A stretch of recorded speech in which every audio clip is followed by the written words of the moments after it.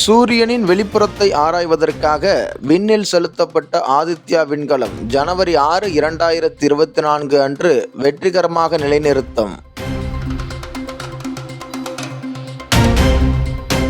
ஒரே நாடு ஒரே தேர்தல் திட்டம் குறித்து பொதுமக்களிடம் கருத்து கேட்கிறது உயர்நிலைக்குழு.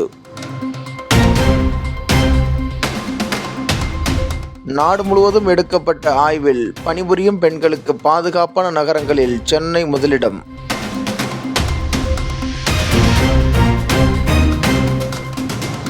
உயர்கல்வி மாணவர் சேர்க்கை விகிதத்தை 2030 50% உயர்த்த இலக்கு தர்மேந்திர பிரதான்.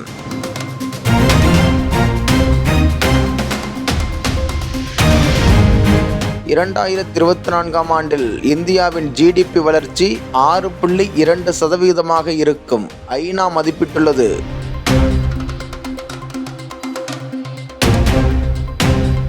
கொல்கத்தாவில் நடைபெறும் முதல் உள்நாட்டு நீர்வழி மேம்பாட்டு கவுன்சில் கூட்டத்திற்கு ஸ்ரீ சர்பானந்தா சோனோவால் தலைமை தாங்குகிறார்.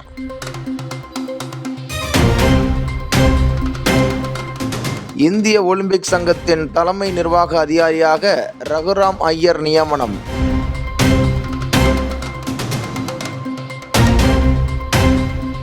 இந்தியா பொம்மை ஏற்றுமதியில் உலக முன்னிலை வரிசை நாடுகளில் ஒன்றாக உருவெடுத்துள்ளது.